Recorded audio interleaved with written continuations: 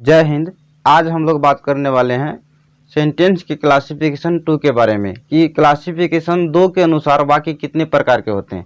इसे पिछले वीडियो में हम लोगों ने क्लासिफिकेशन 1 को कवर किया है। आपने यदि क्लासिफिकेशन 1 को नहीं देखे हैं तो पिछले वीडियो में जाकर के सबसे पहले क्लासिफिकेशन 1 को देखिए, उसके बाद क्लासिफिकेशन 2 को देखना है। तो देखिए, क्लासिफिकेशन 2 के अनुसार सेंटेंस को 4 वर्गों में बांटा गया है। सेंटेंस को 4 भागों में बांटा गया है according to classification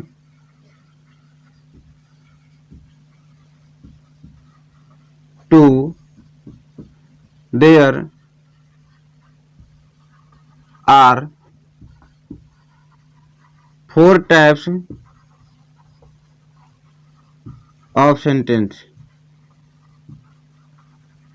there are 4 types of sentence, यानी क्लासिफिकेशन 2 के अनुसार वाक्य 4 प्रकार के होते हैं। सेंटेंस क्लासिफिकेशन 1 के अनुसार हम लोग सेंटेंस पढ़े थे 5 प्रकार का था, और क्लासिफिकेशन 2 के अनुसार सेंटेंस 4 प्रकार के होते हैं। अब ये फर्स्ट में है इसका एसर्टिव सेंटेंस, या जिसको पॉजिटिव सेंटेंस के नाम से भी जानते हैं। एसर्टिव सेंटेंस यानी स्वीकारात्मक वाक्य।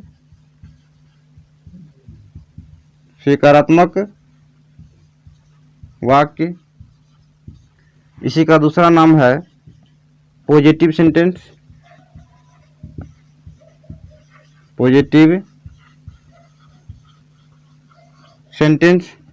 जिसका हिंदी होता है सकारात्मक वाक्य। अब देखिए, सकारात्मक वाक्य हम लोग क्लासिफिकेशन 1 में भी पढ़ चुके हैं। एसर्टिव सेंटेंस या पॉजिटिव सेंटेंस को हम लोग क्लासिफिकेशन 1 में भी पढ़े हैं। तो सकारात्मक में क्या, जो वाक्य में नहीं लगा होता है, जो वाक्य में नहीं लगा हो, उस वाक्य को हम लोग सकारात्मक वाक्य कहते हैं। जैसे आई रीड ए बुक एक ऐसा सेंटेंस है तो स्वीकार कर लेने के योग्य है। एसर्टिव या फिर कह सकते हैं सकारात्मक। ये सकारात्मक बातों को व्यक्त करता है कि मैं किताब पढ़ता हूँ। जैसे इसी में लगाते देते I do not read a book, तो वह नकारात्मक आ जाएगा, उसको हम लोग आगे चर्चा करेंगे। तो पहले देखना है assertive sentence I read a book. इसी का दूसरा एग्जाम्पल ले लेते हैं, यू ईट एन एप्पल, तुम एक सेब खाते हो। ये भी क्या है, सकारात्मक वाक्य है। इसी का अब देखिए, क्लासिफिकेशन 2 के अनुसार सेंटेंस का हम लोग पहला प्रकार को देख लिए हैं। जिस वाक्य में नहीं लगा हो, जो सकारात्मक बातों को स्पष्ट करे, उसको सकारात्मक वाक्य कहेंगे। एसर्टिव सेंटेंस का डिफिनेशन हम लोग कह सकते हैं, the sentence which present positive things is called positive sentence और एसर्टिव सेंटेंस, राइट। अगला देखिए, इसी का दूसरा भाग है नेगेटिव सेंटेंस। एसर्टिव सेंटेंस का ये जस्ट इसका उल्टा समझ लीजिए होता है। इसमें नहीं लगा होता है, इस वाक्य में नहीं लगा होता, नाम से ही पता चल रहा है। नेगेटिव नकारात्मक, नेगेटिव सेंटेंस जिसका हिंदी होता है नकारात्मक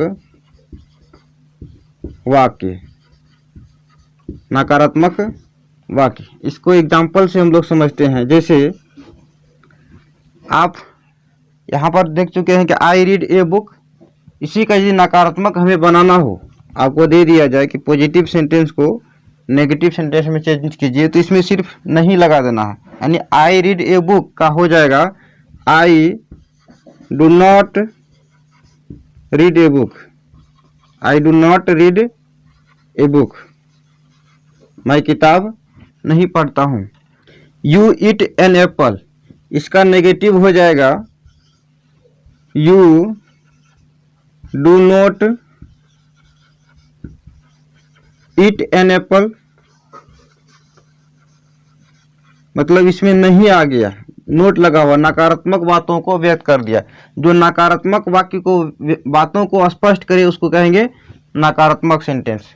अगला देखते हैं हम लोग इसी का अगला प्रकार, क्योंकि हम लोग ये क्लासिफिकेशन फर्स्ट में भी पढ़ चुके थे, इंट्रोगेटिव सेंटेंस।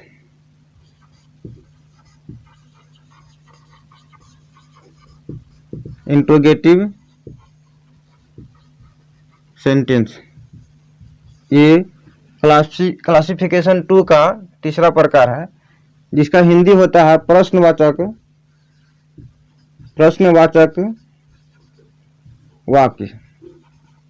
प्रश्नवाचक वाक्य। अब देखिए प्रश्नवाचक वाक्य में स्पष्ट है, जिस वाक्य में प्रश्न पूछा जाए, the sentence where a question is asked is called interrogative sentence. जिस वाक्य में प्रश्न पूछा जाए उसको हम लोग प्रश्नवाचक वाक्य कहेंगे। जैसे इसी में देख लीजिए, आई रीड ए बुक, इसका नेगेटिव हो गया I do not read a book. इसी का इंट्रोगेटिव हो जाएगा do I read a book. मैं किताब पढ़ता हूँ, मैं किताब नहीं पढ़ता हूँ। क्या मैं किताब पढ़ता हूँ? Do I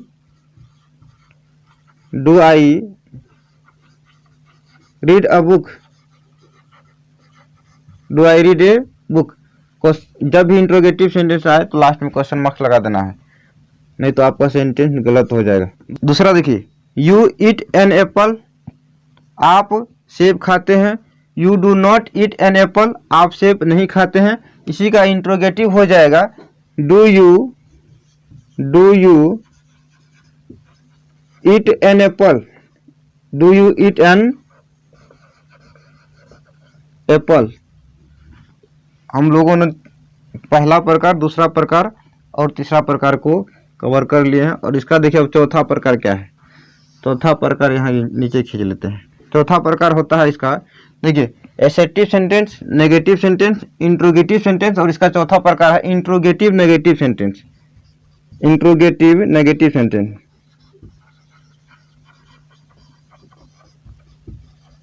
interrogative negative sentence, इसका हिंदी होता है प्रश्नवाचक नकारात्मक वाक्य। प्रश्नवाचक नकारात्मक वाक्य। प्रश्नवाचक नकारात्मक वाक्य। अब देखिए नाम से ही पता चल रहा है, प्रश्न भी करेगा और नकारात्मक भी होगा। प्रश्न भी किया जाए और नहीं भी लगा रहे। जिस वाक्य में क्वेश्चन भी पूछा जाए और उसमें नहीं भी लगा रहे तो उस वाक्य को प्रश्नवाचक नकारात्मक वाक्य कहेंगे। जिस प्रकार देखिए, मैं किताब पढ़ता हूँ, मैं किताब नहीं पढ़ता हूँ। क्या मैं किताब पढ़ता हूँ? इसका हो जाएगा क्या मैं किताब नहीं पढ़ता हूँ। I read a book, I do not read a book. Do I read a book, यहाँ हो जाएगा do I not read a book. देखिए एग्जाम्पल से हम लोग समझते हैं। Do I not read a book. Read a book, क्या मैं किताब नहीं पढ़ता हूँ। इसी का दूसरा एग्जाम्पल देखते हैं, जिस प्रकार था you eat an apple, you do not eat an apple. Do you eat an apple, इसी का हो जाएगा interrogative negative sentence. Do you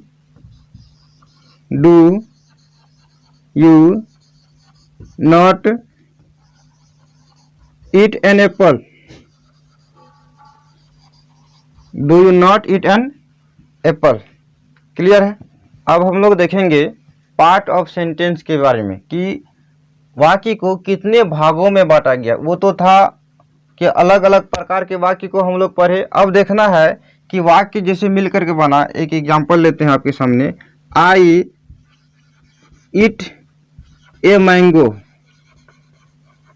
I eat a mango, मतलब ये सेंटेंस किन किन चीज़ों से मिल करके बना होता है। ये इसमें आई क्या है, ईट क्या है, मैंगो क्या है, सभी कुछ अलग अलग होता है। तो देखिए इसमें जो मुख्य रूप से वाक्य, कोई भी वाक्य को बनने के लिए मुख्य रूप से 3 भागों को होना आवश्यक होता है।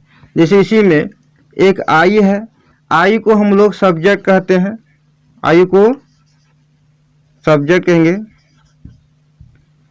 ईट को हम लोग वर्ब कहते हैं, वर्ब। और मैंगो को ऑब्जेक्ट कहेंगे। मैंगो को ऑब्जेक्ट कहेंगे। सब्जेक्ट, वर्ब और ऑब्जेक्ट, यानी सेंटेंस को कितने भागों में बांटा गया है? 3 भागों में, सब्जेक्ट, वर्ब और ऑब्जेक्ट में बांटा गया। तो देखते हैं कि सब्जेक्ट क्या है, वर्ब क्या है और ऑब्जेक्ट क्या है।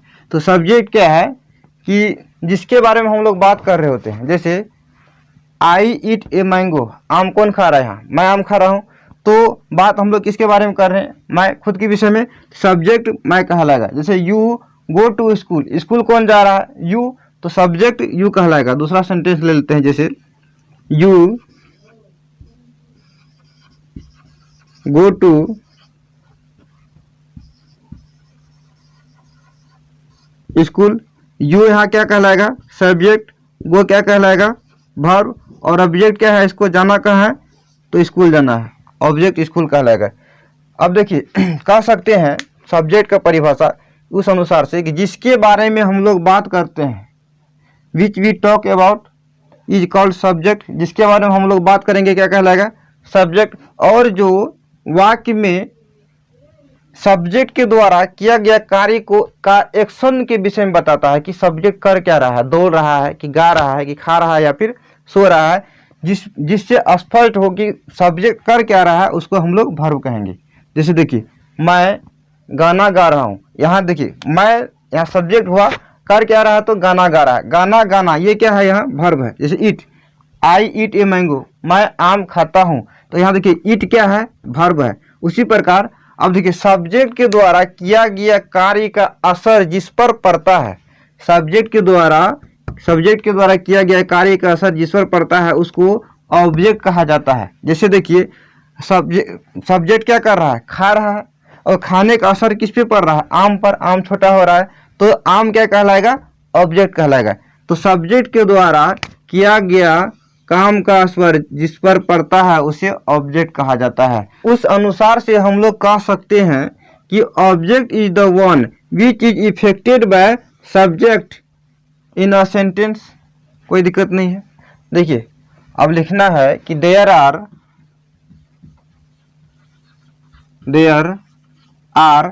3 part of sentence, 3 part of sentence, यानी वाक्य के कितने भाग होते हैं? 3 भाग होते हैं। फर्स्ट में हो जाएगा सब्जेक्ट, जिसका हिंदी होता है कर्ता। सब्जेक्ट का हिंदी क्या होता है? कर्ता। सब्जेक्ट यहाँ आपके सामने है। दूसरा हो गया वर्ब, जिसका हिंदी होता है क्रिया। वर्ब का हिंदी होता है क्रिया। तीसरा हो गया ऑब्जेक्ट, जिसका हिंदी होता है कर्म। ऑब्जेक्ट का हिंदी क्या होता है? कर्म। अब पहले हम लोग सबसे पहले देखते हैं सब्जेक्ट को कि सब्जेक्ट क्या है। सब्जेक्ट कितने प्रकार के होते हैं? सब्जेक्ट मुख्य रूप से 2 प्रकार का होता है। सब्जेक्ट कितने प्रकार के होते हैं? 2 प्रकार का हो सकता है। सब्जेक्ट को हम लोग 2 भाग में बांट करके अध्ययन कर सकते हैं। फर्स्ट में है सिंगुलर सब्जेक्ट, और सेकेंड में है प्लूरल सब्जेक्ट। अब देखिए सिंगुलर सब्जेक्ट क्या है और प्लूरल सब्जेक्ट क्या है। तो सिंगुलर सब्जेक्ट वह सब्जेक्ट जो एक ही व्यक्ति या व्यक्ति को रिफर्स करता हो, बताता हो कि व्यक्ति या वस्तु की संख्या कितनी है। एक है तो सिंगुलर कहलाएगा और एक से अधिक है तो प्लूरल कहलाएगा। इसका डिफिनेशन उस अनुसार से हम लोग दे सकते हैं कि singular subject is the one which refers to one person और थिंग्स, है ना। और इसका प्लूरल क्या सकते हैं? Plural subject is the one which refers to more than one person और थिंग्स, राइट। तो सिंगुलर सब्जेक्ट का एग्जांपल हो जाएगा, जैसे देख लीजिए आई क्या है? एक का बात कर रहा है, मैं सिंगुलर हो गया। यू तुम या आप बोला, तुम लोग या आप लोग बोला नहीं, ये यानी सेकेंड पर्सन का फर्स्ट पर्सन सेकेंड पर्सन का फर्स्ट नंबर में जो यू आता है, तुम या आप बोला, ये हो गया।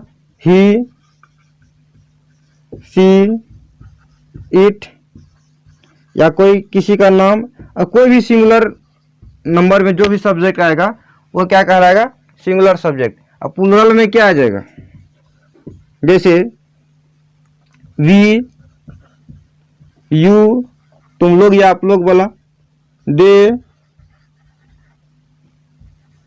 या कोई भी प्लूरल नंबर वाला सब्जेक्ट, इसी। तो देखिए अब हम लोग देखेंगे सिंगुलर सब्जेक्ट और प्लूरल सब्जेक्ट का डिफिनेशन थोड़ा सा देख लेते हैं। क्या होता है सिंगुलर सब्जेक्ट का डिफिनेशन और क्या होता है प्लूरल सब्जेक्ट का डिफिनेशन। सिंगुलर सब्जेक्ट का डिफिनेशन देख लीजिए, the subject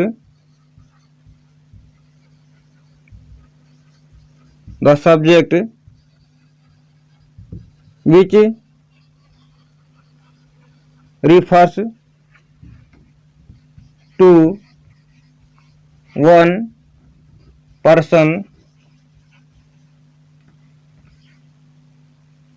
or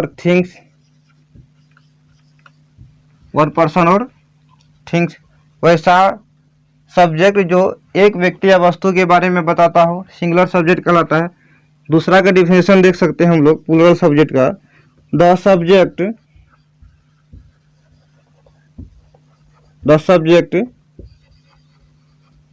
which refers to more than one, जो एक से अधिक वन पर्सन और थिंग्स, वैसा सब्जेक्ट जो एक से अधिक व्यक्ति या वस्तु के बारे में बताता हो प्लूरल सब्जेक्ट कहलाती है। तो आई होप कि ये वीडियो आपको समझ में आया होगा और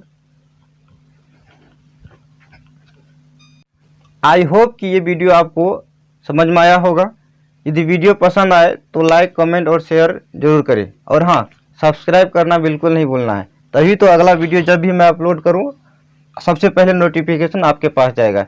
और आपका इंग्लिश एक एक स्टेप जितना है, देखिए इस चैनल पे मैंने शुरुआत किया है इंग्लिश को शुरू से एकदम बेसिक से लेकर के एडवांस तक कवर करने का।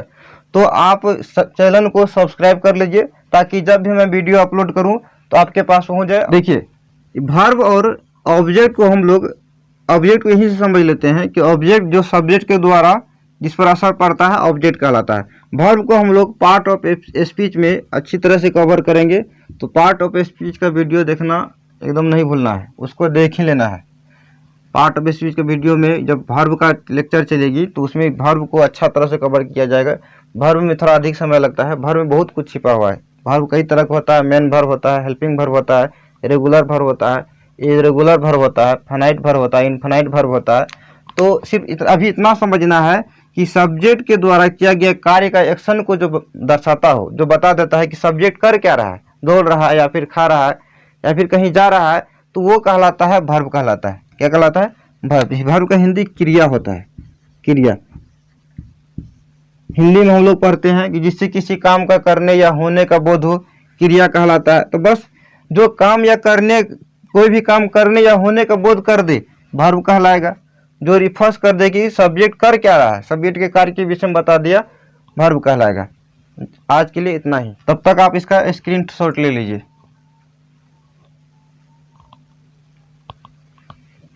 जय हिंद।